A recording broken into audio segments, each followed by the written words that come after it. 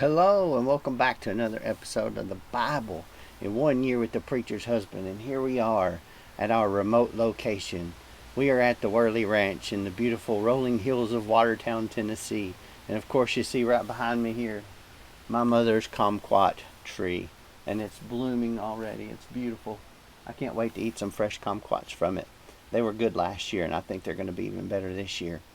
Today we're talking about Numbers chapter 18, 19, and 20. So we're going to go ahead and dive right into it. Now, verse 18, one thing that stuck out to me right off the bat about chapter 18 in Numbers was in verse 7 when it says, I am giving you the work of the priesthood as a gift. The work of the priesthood is a gift. Whoever knew that work could be a gift from God? Who knew that? And this is kind of one of those things that you need to tell all pastors, is that their work is a gift. They get compassion fatigue, they get run down, burned out, they get worked to a frazzle. It's very rare that they get to take 2 days off, and sometimes their Sabbath even gets messed up because of the work that they've been given. But it's one of those things I've stressed to my wife and other pastors: take that Sabbath. You need that rest. But your job, the work you do as a priest, as a pastor, as a preacher, is a gift from God. And once your attitude reflects that, you're going to be the best pastor, preacher, minister, priest that you can be. And this is absolutely translatable to your job that you do every day, whatever that job may be. My dad used to say, if you get a job digging a ditch, you be the best ditch digger that there's ever been. If you get a job being the president of a company, you be the best president of that company that you can be. And do the job as if you were doing it for God. And that comes straight out of Numbers. I am giving you the work of the priesthood as a gift. Your work is a gift.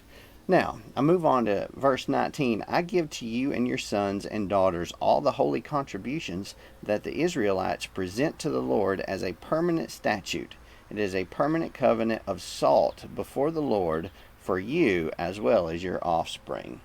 See, what has happened here is God basically gave the 10% that all the people of Israel were given to the Levites and to Aaron and his sons as a gift to them. This is a permanent covenant for them. Now, the Lord told Aaron, you will not have an inheritance in their land, though. There will be no portion among them for you. I am your portion and your inheritance among the Israelites.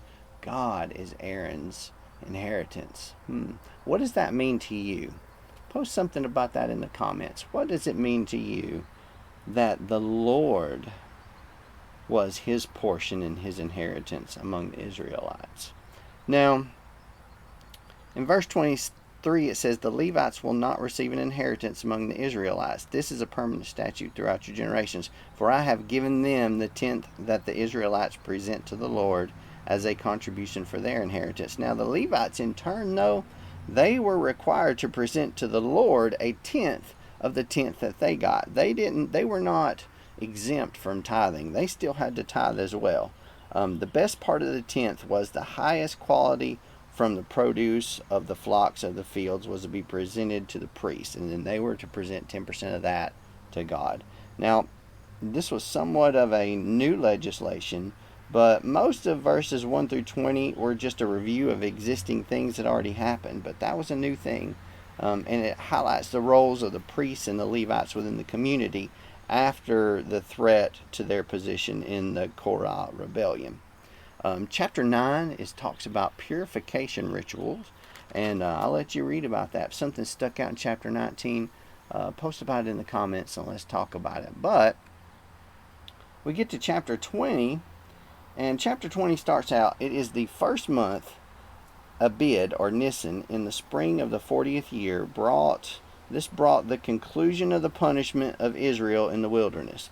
The chapter begins with the death of Miriam, of course, and it concludes with the death of Aaron. And the death happens on the first day of the 5th month of the 40th year after the Exodus. we'll refer to this in chapter 33, verses 38 and 39 again as well. This was the month of the deliverance of Egypt, in which the people should have been celebrating the Passover and the festival of unleavened bread in the promised land. They should have already been in the promised land, the land of milk and honey. Instead, they find themselves back at Kadesh again after 40 years. But I tell you what, they continued to grumble. They mumbled and grumbled amongst themselves. They were ill as a hornet, and they ended up with a water shortage, okay? The water was short, and they're grumbling again to Moses, saying, "You have led us into this land, and we are going to thirst to death." So, what happens?